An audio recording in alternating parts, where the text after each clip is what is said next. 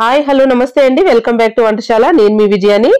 ఈ రోజు నేను స్పెషల్ ఏంటంటే పండు మిర్చి టమాటో నిల్వ పచ్చడి పెడుతున్నాను అనమాట. సంవత్సరం అంతా నిల్వ ఉంటది, సంవత్సరానికి ఎక్కువైనా కూడా ఉంటదండి, కానీ నార్మల్ గా సంవత్సరాన్ని వరకు నిల్వ పచ్చడి అని చెప్తున్నాను అంతే. అయితే చాలా అంటే చాలా టేస్టీగా ఉంటది. ఇంకో విషయం ఏంటంటే నేను వాయిస్ ఓవర్ ఇస్తున్నానండి, బయట కన్స్ట్రక్షన్ జరుగుతుంది కదా, ఏదో చాలా రీసౌండ్ వస్తుంది, మిషన్ ఏదో పెట్టారనమాట. నేను ఆల్రెడీ మాట్లాడాను కానీ ఆ సౌండ్ కి డిస్టర్బెన్స్ గా ఉందని వాయిస్ మొత్తం తీసేసి నేను వాయిస్ ఓవర్ ఇస్తున్నాను అనమాట. ఓకే, అయితే పండుమిర్చి టమాటా పచ్చడి ఎంతమందికి ఇష్టం చెప్పండి? చాలా మందికి ఇష్టం. కారం కారంగా చాలా బాగుంటది కదా, పర్ఫెక్ట్ కొలతలతోటి ఎలా చేసుకోవాలి ఏంటి అన్నది చెప్తాను. ఫస్ట్ పచ్చిమిర్చి అయితే పండుమిర్చి శుభ్రంగా కడిగేసుకుని తొడుమలు ఉండగా, తర్వాత తొడుమలు తీసేసి శుభ్రంగా తుడిసి ఒక గంట సేపు క్లాత్ మీద వేసి ఆరబెట్టుకోవాలి. టమాటాలు కూడా అంతే, శుభ్రంగా కడిగి తుడిచేసి ఒక బట్ట మీద వేసేసుకోండి. తర్వాత ఆరిపోయిన తర్వాతే కట్ చేసుకోవాలి టమాటాలు కూడా. ఇవి రెండు ఎంతెంత తీసుకోవాలో చెప్తాను. ఇవి కేజీ పండుమిర్చి అండి. పండుమిర్చి ఇక్కడ హైదరాబాద్ లో అయితే మరి ఎక్కువ కారం అయితే ఉండవు అనమాట, నార్మల్ గానే ఉంటది కారం అయితే, మరి అమ్మ బాబోయ్ అన్నంత కారం అయితే ఉండదు. అందుకని కేజీ పండుమిర్చికి కేజీ టమాటోలు వేస్తున్నాను. ఇంకా చూడండి, ఒకవేళ బాగా విపరీతం కారంగా ఉంటాయంటే అర కేజీ పండుమిర్చి కేజీ టమాటోలు వేసుకోండి.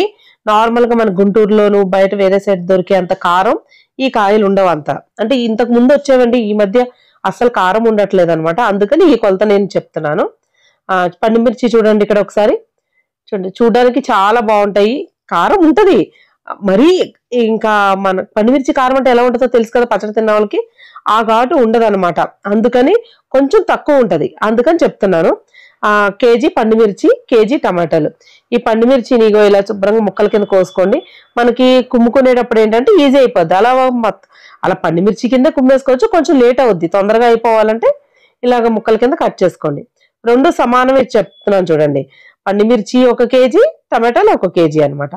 ఈ టమాటోల్ని ఇక ముచ్చు కింద ఉంటే కోసేసుకుని అప్పుడు ముక్కలు కట్ చేసుకోవాలి. ఎర్రగా ఉండాలంటే టమాటోలు ఎప్పుడూను బాగా పండితేనే బాగుంటాయి, అలాగని మెత్తగా అది ఉండకూడదు, గట్టిగా ఉండాలి టమాటా. ఇలా ముక్కలు కట్ చేస్తాను.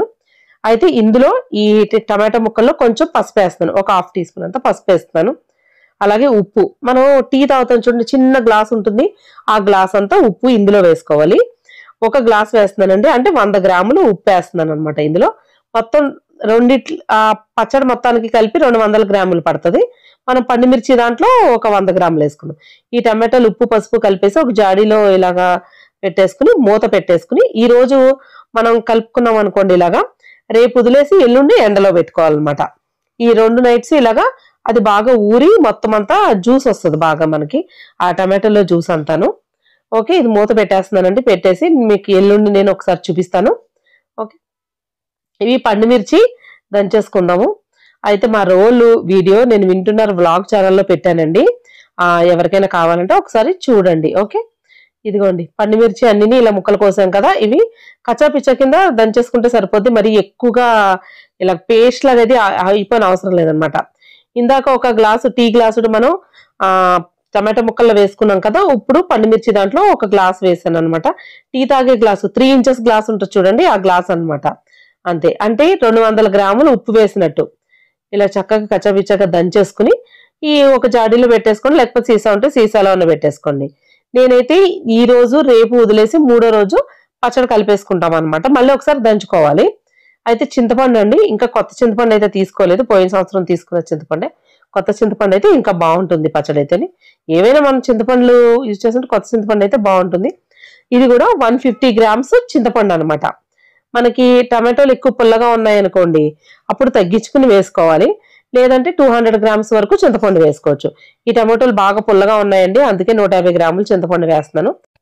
ఈ పండుమిర్చి కుమ్మిన దాంట్లోనే చింతపండు కూడా ఇందులో పెట్టేసుకుని మూత పెట్టుకోవాలి. కొద్దిగా నొక్కి పెడితే ఆ ఊటకి మనం ఉప్పు అది వేసి పండుమిర్చి దంచాం కదా, వాటర్ వస్తుంది అనమాట, దానివల్ల కొంచెం చింతపండు మెత్తగా అవుతుంది. ఓకే, ఇది 3వ రోజు అండి. 3వ రోజు ఒకసారి చూడండి, మనకి టమాటో ముక్కలు అవన్నీ ఊరిపోయినాయి అనమాట, ఇలాగా వాటర్ వచ్చేసి. అయితే ఈ టమాటో ముక్కల్ని ఇలాగా గట్టిగా పిండేసి ఈ ముక్కల్ని ఇలా వేసుకోవాలి.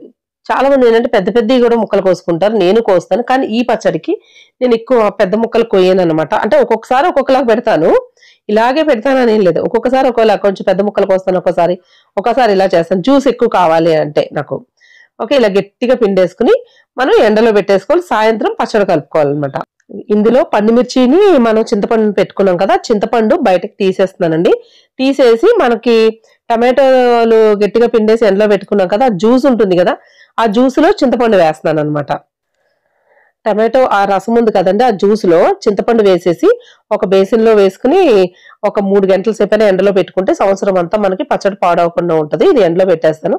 ఇప్పుడు ఏం చేద్దామంటే మెంతులు ఒక 5 స్పూన్లు మెంతులు వేస్తున్నానండి, వేయించుకోవాలన్నమాట.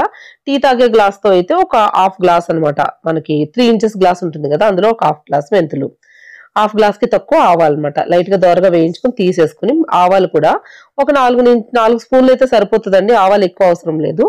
మెంతుల ఫ్లేవరే కొంచెం ఎక్కువ ఉండాలి. ఇలా వేయించుకుని తీసుకుని చల్లారిన తర్వాత పౌడర్ చేసుకోవాలి. అయితే ఒక 4 నుంచి 5 గంటల సేపు నేను ఇలాగ ఎండలో పెట్టుకున్నానండి. జ్యూస్ అంతా ఆ మొత్తం చింతపండుకు పట్టేసి గట్టిగా ఇలా చూడండి దగ్గరగా అయిపోయింది. ఇప్పుడు ఇది మనం రోట్లో రుబ్బేసుకోవడమే. మిక్సీలో రుబ్బుకునేటట్టయితే మిక్సీలో అయినా సరే మెత్తగా రుబ్బేసుకోవచ్చు. ఇదిగో మనకి పండుమిర్చిలో కూడా ఉప్పు వేసి పెట్టుకున్నాం కదా, అది కూడా బాగా నానుతుంది అనమాట. అయితే రెండు ఇప్పుడు రుబ్బేసుకుందాం. రెండు ఒకేసారి వేయకూడదు. ఫస్ట్ నేను చింతపండుది తొందరగా నరిగిపోతుంది, అది రుబ్బేసి అప్పుడు ఇది వేస్తాను అనమాట. మిక్సీలో అయినా సరే అలాగే రుబ్బుకోవాలి. ఇదిగో మనం ఎండలో పెట్టుకున్నాం కదండి, మనం టమాటా ముక్కలన్నీ ఎండిపోయినాయి అనమాట. లైట్ గా కొద్దిగా తేమగా ఉంది, పర్వాలేదు, అలాగే వేసేసుకోవచ్చు. లేదు బాగా క్రిస్పీగా ఎండిపోవాలంటే ఇంకొక రోజు ఎండబెట్టుకోవాలి. ఇప్పుడు నేను రోట్లో అయితే ఫస్ట్ చింతపండుది రుబ్బేస్తున్నాను. ఈ రోలు ఎక్కడ తీసుకున్నారని నన్ను చాలా మంది కామెంట్స్ లో అడుగుతున్నారు. ఇంక వింటున్నారు బ్లాగ్ ఛానల్ అయితే ఇంకా అసలు చెప్పొద్దు, ఎంత మంది అడిగారు వీడియో చేసినప్పుడు. ఒకవేళ ఈ రోల్ గురించి తెలుసుకోవాలంటే వింటున్నారా మంది ఇంకొక బ్లాగ్ ఛానల్ ఉంది కదా, అందులో పెట్టానండి, డిస్క్రిప్షన్ బాక్స్ లో లింక్ ఇస్తాను, చూడండి. చింతపండు అది చాలా తొందరగా నలిగిపోద్దండి. చింతపండు అనే కదా ఈ రోట్లో ఏది రుబ్బినా తొందరగా నలిగిపోద్ది, లేకపోతే నేను రుబ్బలేకపోయేదాన్ని అసలు. చూడండి ఎంత ఫాస్ట్ గా నలిగిపోతుందో.